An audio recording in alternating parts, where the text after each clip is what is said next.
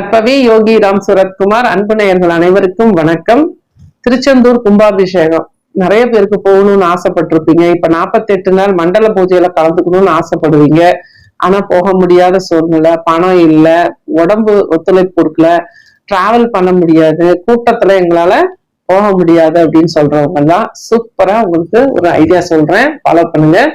அதாவது இன்றையில இருந்து ஒவ்வொரு நாளும் 6 நெய் தீபங்கள் ஏற்றி அதுல 6 கிராம்பு போட்டுருங்க. ஒவ்வொரு விளக்குக்கும் 6 கிராம்பு போட்டு திரி பச்சை திரி போடுறோம். ஏன்னா திருச்செந்தூர் குருஸ்தலம் அப்படின்னு நம்ம சொன்னா கூட அங்க பிரதானமான விஷயம் அப்படிங்கிறது சண்முகர், வள்ளி தேவசேனா சண்முகருக்கு அதாவது அணிவிக்கிற வஸ்திரம் பாத்தீங்கன்னா பச்சை நிறம்.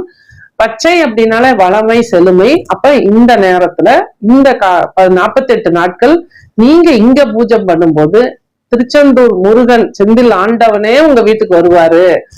இத ஒவ்வொரு வீடு தவறாத எல்லாருமே பண்ணுங்க. 6 நெய் தீபம் பச்சை திரி போட்டு தீபம் ஏற்றி முடிஞ்சா சண்முகர் வள்ளிதேவசேனா சண்முகர் போட்டோ இருந்தா வைங்க, இல்லைனாலும் தவறு கிடையாது.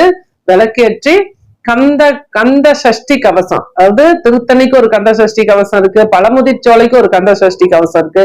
ஆனா நம்ம இப்ப சொல்லக்கூடிய ரெகுலரான கந்த சஷ்டி கவசம் திருச்செந்தூர் கந்த சஷ்டி கவசம். அப்ப இந்த கந்த சஷ்டி கவசத்தை காலை மாலை இருவேளையும் வாய்ப்பு இருக்கவங்க படிங்க. படிக்க முடியாதுங்க யூடியூப்ல போட்டு கேளுங்க. கேட்டு முருகனுக்கு பிரார்த்தனை பண்ணி ஒரு டம்ளர் பால் வச்சு பால்ல 6 டைமண்ட் கல்கண்டு கொஞ்சம் ஏலக்காய் நசுக்கி போட்டு நைவேத்தியம் பண்ணி அந்த பாலை குடிச்சிருங்க. பிரார்த்தனை பண்ணுங்க, சூப்பரா இருக்கும்.